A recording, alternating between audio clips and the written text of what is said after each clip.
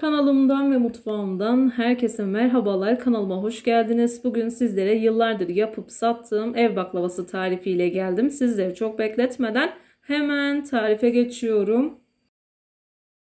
Tarifi ben 2 tepsilik olarak hazırlıyorum. İsterseniz yarı ölçüden 1 tepsi olarak da hazırlayabilirsiniz.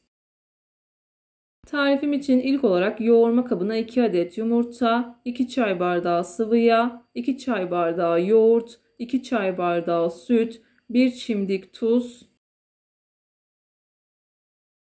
Göz kararı olarak tuzumu ekledikten sonra çırpıcı yardımı ile güzelce karıştırıyorum.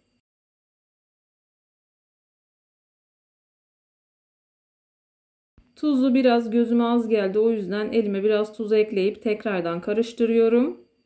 Yarım çay kaşığı kadar kullanmanız yeterli olur. İsterseniz kullanmaya da bilirsiniz. Çırpıcı yardımı ile güzelce karıştırdıktan sonra yavaş yavaş un ilavesi yaparak hamurumu yoğurmaya başlıyorum.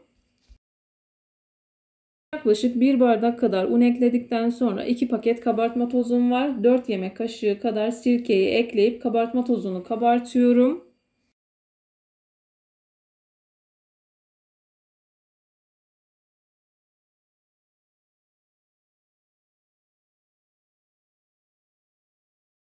Kabartma tozunu kabarttıktan sonra unun üzerine ekliyorum. Yavaş yavaş un ilavesi yaparak hamurumu yoğuruyorum.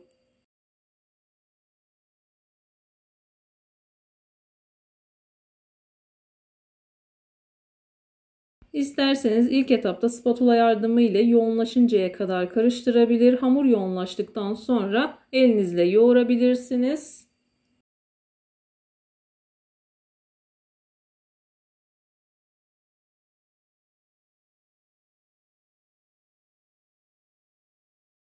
Unu azar azar dikkatli bir şekilde eklemeye özen gösterin. Unun markasına ve kalitesine göre değişkenlik gösterebilir. Ben toplamda 9 bardak kadar un kullandım.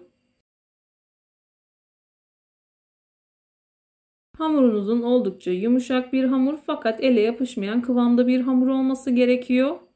Hamuru ne kadar güzel yoğurursanız yaptığınız hamur işi tariflerinden o kadar memnun kalırsınız.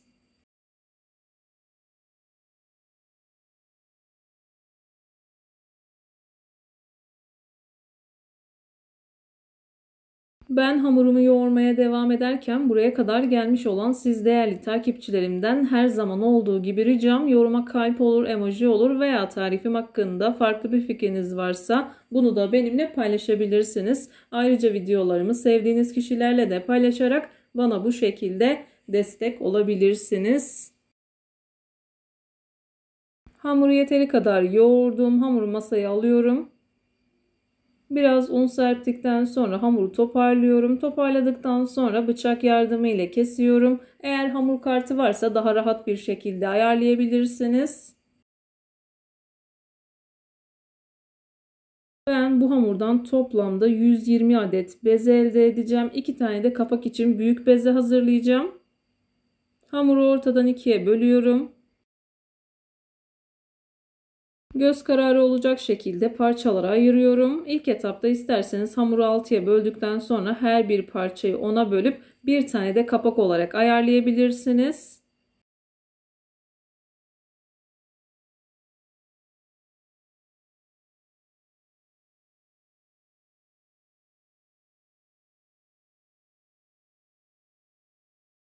Elimin altında hamur kartı olmadığı için ben bu şekilde bıçakla kestim. Hamur kartı ile çok daha iyi olur. Göz kararı olacak şekilde küçük küçük kesiyorum. Cevizden daha küçük olacak parçalar.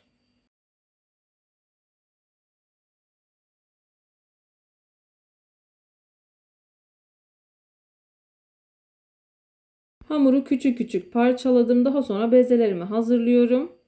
Büyük olan parçalardan başlayarak küçük olanlara ek yaparak hepsini eşit bir şekilde hazırlamaya çalışıyorum.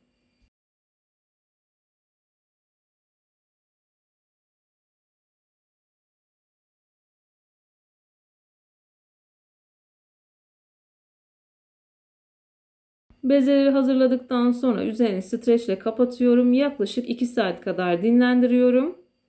Dilerseniz hamuru akşamdan hazırlayıp sabah kaldığınız yerden de devam edebilirsiniz.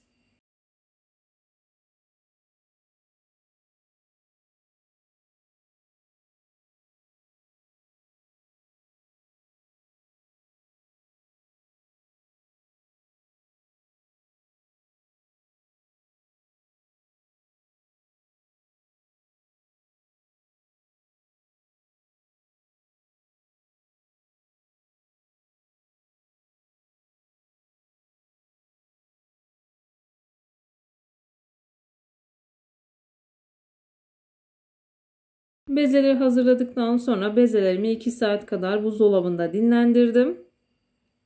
Ben toplamda 4 tepsi baklava açtım. Diğerlerini de bu şekilde hazırladım.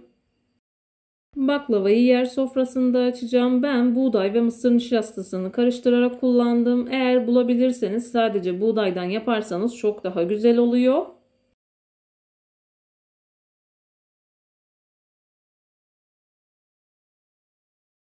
İlk etapta videoda görüldüğü gibi bezeleri yavaş yavaş bu şekilde büyütüyorum. Daha sonra merdane yardımı ile yaklaşık pasta tabağı büyüklüğünde açıyorum.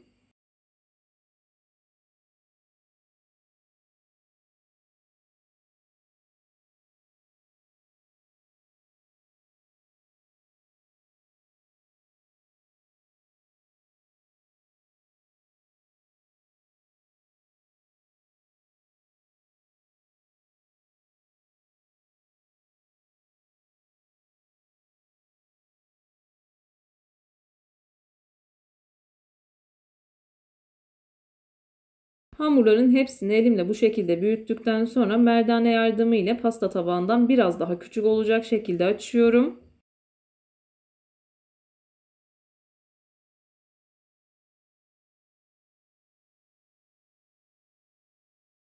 Hamurların hepsini biraz daha büyüttükten sonra hamurlarımı onarlı katlı olarak hazırlıyorum. Her bir katın arasına yaklaşık yarım yemek kaşığı kadar nişasta koyuyorum. Eğer nişastayı az kullanırsanız katları birbirine yapışacaktır. En azından yarım yemek kaşığı kadar kullanırsanız ölçü tam oluyor.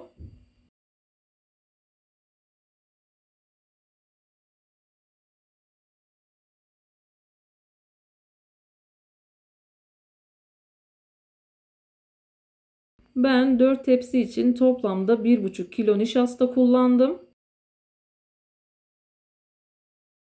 Hamurları onarlı olacak şekilde hazırlıyorum. Kaşık yardımıyla nişastayı aldıktan sonra fazla olan nişastayı bu şekilde elimle itiyorum.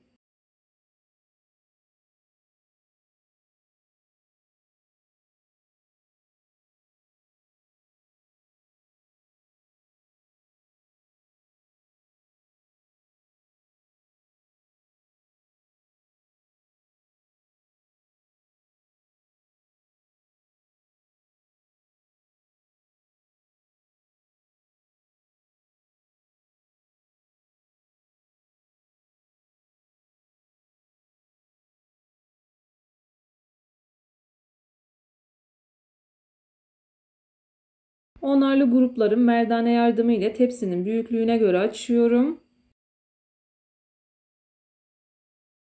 Kullandığım tepsi boyutu 40 santimlik tepsidir.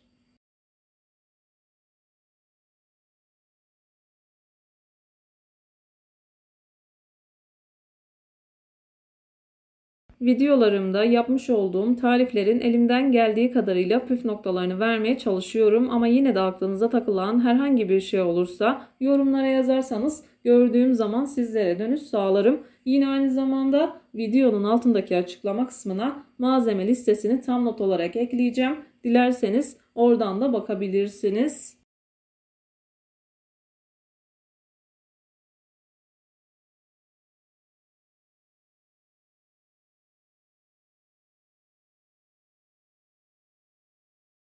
Baklava tarifimi güvenle deneyebilirsiniz. Ayrıca birçok baklava tarifine yine kanalımdan ulaşabilirsiniz. Beğenmediğim ve defalarca kez uygulamadığım hiçbir tarifi kanalımda yayınlamıyorum. Tepsi boyutunda açtıktan sonra dilerseniz bu şekilde fazla kısımlarını kesip aralara saklayabilirsiniz. Onarlı grubu bu şekilde seriyorum. Her kata çok az ceviz serpiyorum. Daha sonra 3. sırayı serdikten sonra ortasına bol ceviz kullanıyorum. Her bir tepsi için ben toplamda 700 gram kadar ceviz kullandım.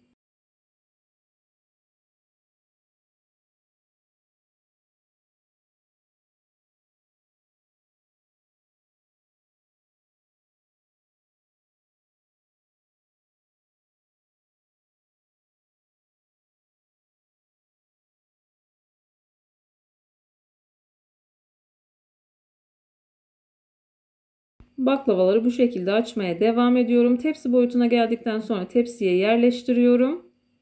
Tekrardan çok az ceviz serpiyorum. Dediğim gibi orta kısma gelince cevizi bol bol kullanıyorum. 3 tane onarlı grubu serdim. Ortasına bol bol ceviz serpiyorum. Boşluk kalmayacak şekilde döşüyorum.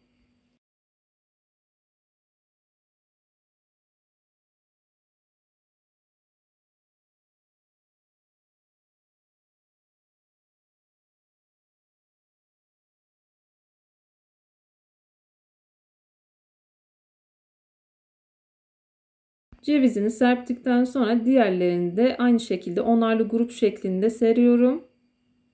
Her kata yine çok az ceviz serpiyorum.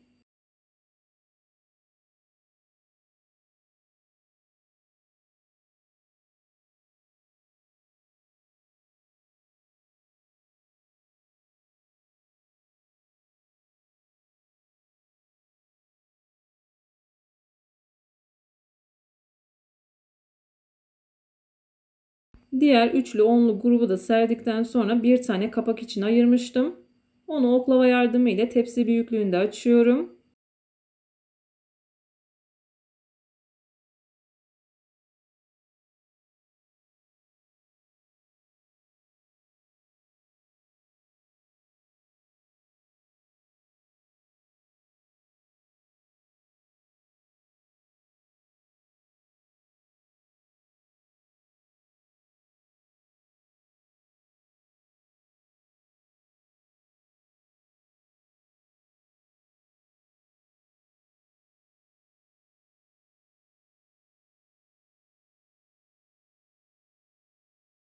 Kenarlarından sarkan kısımları bıçak yardımıyla kesiyorum.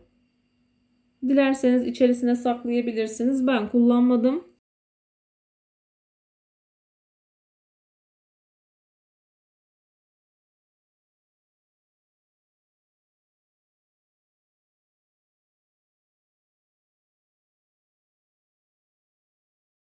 Baklavayı hazırladıktan sonra dilimleme aşamasına geçiyorum. Ben klasik baklava dilimi hazırlıyorum. Dilerseniz kare kare de kesebilirsiniz.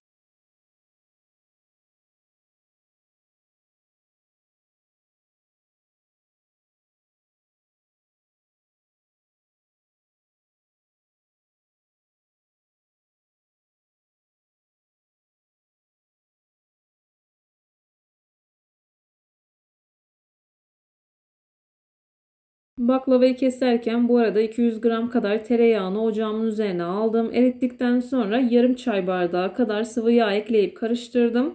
Sıvı yağ baklavanızın daha çıtır çıtır olmasını sağlayacak.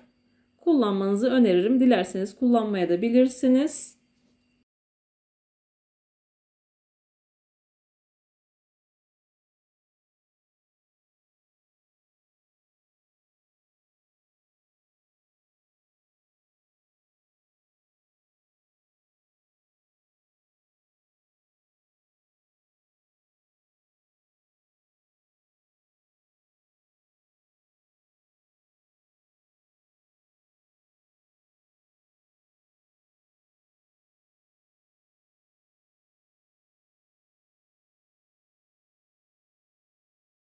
Baklavayı kestim. Yağlama aşamasına geçiyorum. Üzerindeki köpük kısmını ve altındaki tortuyu kullanmıyoruz.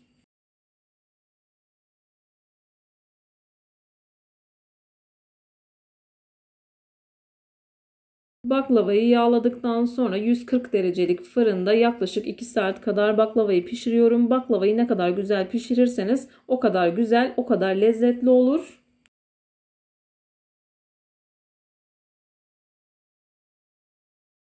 Bu arada ben baklavayı bir gece öncesinden hazırladığım için şerbet kısmını sonradan kullanacağım. Dilerseniz baklava ılıkken şerbeti soğuk olarak da kullanabilirsiniz. Baklava pişti. Tamamen soğuduktan sonra şerbetini hazırlıyorum. Şerbeti için 5 bardak kadar şeker, 5,5 bardak kadar su ekledikten sonra bir dilim limonu sıktıktan sonra ocağımın altını yakıyorum. Şekeri tamamen karıştırıyorum. Kaynamaya başladıktan sonra 25 dakika kadar kaynaması yeterli olacaktır.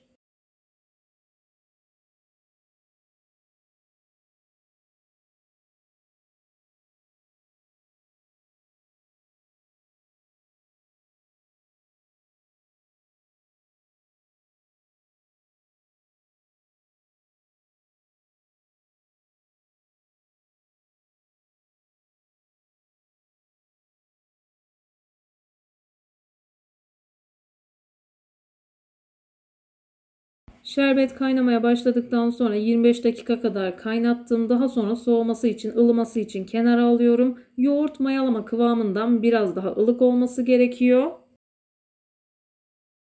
Şerbeti geceden döktüğüm için çekimi çok güzel değil ama gerçekten mükemmel bir baklava oldu. Kepçe yardımı ile yavaş yavaş şerbetini veriyorum.